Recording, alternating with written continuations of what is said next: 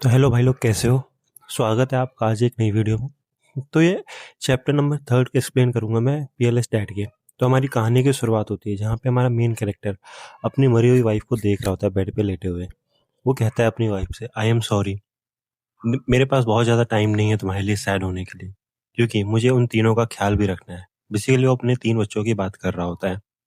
मैं उनका बहुत अच्छे से ख्याल रखूंगा, चाहे मेरी बॉडी टूट भी ना जाए। तो इसलिए तुम चिंता मत करो, और मुझे दोबारा से माफ करना कि मैं तुम्हारे लिए ज्यादा रो नहीं सका। आखिर में मेरे पास करने के लिए बहुत ज्यादा काम है।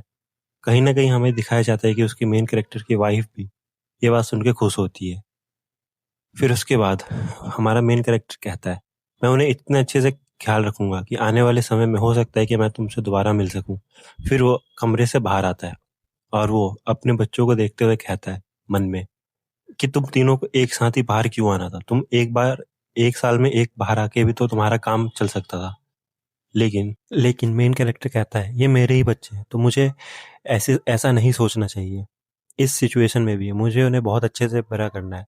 तब वो मेन कैरेक्टर हमारा ग्रैनी से कहता है, ग्रैनी ग्रैनी कहती है, क्या हुआ, मुझे 2 नैनीज ला के देना अगर तुम ला सके तो। ग्रैनी कहती है, तुम चिंता मत करो, मैं मेक श्योर करूंगा कि मैं ऐसे नैनी लाऊं जिनके पास मिल्क की कमी ना हो। और मेन कैरेक्टर कहता है, और क्या तुम आज के लिए मेरे बच्चों का ख्याल रख सकते हो प्लीज? तो ये बात सुनते ही नैनी वहां से चली जाती है। मेन कैरेक्टर हमारा अकेले खड़े होता है और वो अपने आप को गाल को थप्पड़ मारते एक रिफ्रेशिंग स्टार्ट करने के लिए मोटिवेट करता है। वो कहता है कि अपने दिमाग को गटर से बाहर निकालो, और तुम्हें अपने बच्चों को जिंदा रखने के लिए भी कोशिश करनी है। तभी हमें दिखाया जाता है कि मेन कैरेक्टर अपने वाइफ का आखिरी सेरेमनी कर रहा होता है, जहाँ पे वो उसे जमीन में दफना रहा होता है।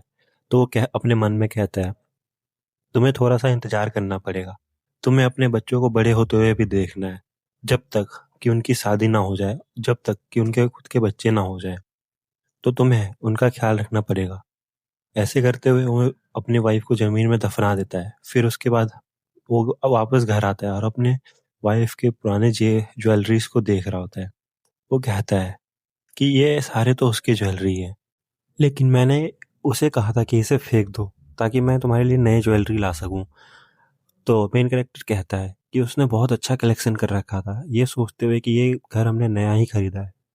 फिर उसके बाद वो कहता है कि इन सब के साथ वहाँ पे बेसिकली थोड़े पैसे भी होते हैं और ज्वेलरीज भी होते हैं। तो वो सोचता है कि मैं कम से कम 10 साल तक इनसे गुजारा तो कर सकता हूँ, अपने बच्चों और 2 नैनीज का।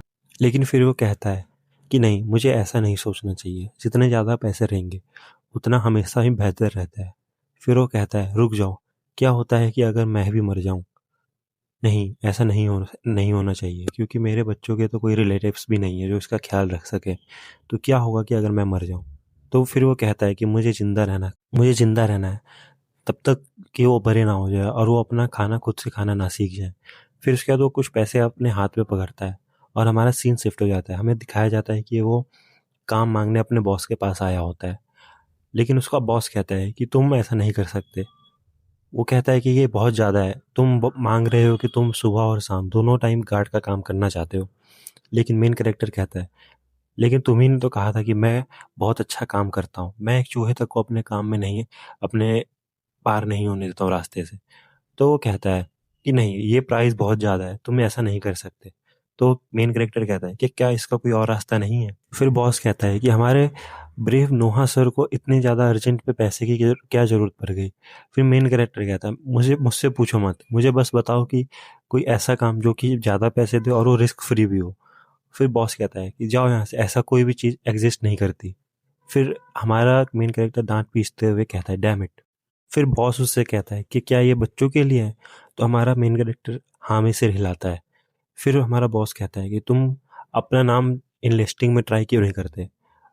तो मेन कैरेक्टर कहता है कि ये इनलिस्टिंग क्या है? तो हमारा बॉस बताता है कि हेवनली ड्रैगन एसोसिएशन, जो कि एक स्वॉर्ड क्लैन है, वो मार्शल आर्टिस्ट को रिक्रूट कर रही है। तो मेन कैरेक्टर कहता है, हेवनली ड्रैगन, स्वॉर्ड क्लैन, ये क्या है? कि क्या ये बहुत ज़्यादा बड़े नाम नहीं है मुरीम के? तो मेन हमारा बॉस कहता है कि हाँ, ये मर्सनरीज को गैदर कर रहे हैं जो कि हमारे उनके लिए गार्डिंग का काम कर सके। और यहाँ पे ज़्यादा लोग भी नहीं जाते क्योंकि वो अननोइंग एज हैक है। तो हमारा मेन कैरेक्टर कहता है कि वो हम रिक्रूटमेंट कैसे कर रहे हैं। तो बॉस कहता है कि ये चीज़ मुझे कैसे पता होगी, लेकिन ये तो पक्का है कि वो बहुत ज़्यादा ही अच्छे खासे पैसे पेड करने वाले हैं और तुम्हारा काम वहाँ पे हो जाएगा। तो मेन कैरेक्टर अपने मन में सोचता है, heavenly dragon association and short clan, क्या मैं वहाँ पे अच्छा कर सकूँगा।